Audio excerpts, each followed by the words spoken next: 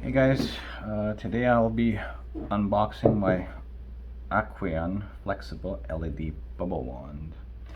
This is the 21-inch multicolor, pretty unique stuff. I'm going to use it for my betta tank. It is submersible. As you could see in the photo here.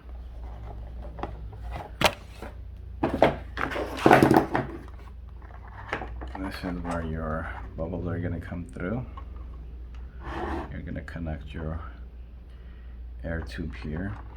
This thing is fairly flexible, so you can adjust it the way you want it.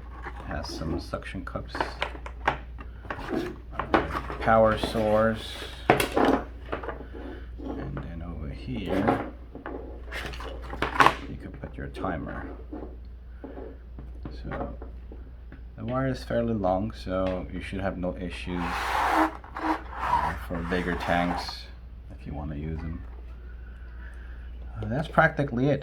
I checked YouTube, I didn't see anything, so I figured I'd put something out there for people who were interested, who were looking for something similar. And this thing comes off, obviously, which it did just right now. So you could use it as just a light, you could separate them, use them separately, or you could keep them together.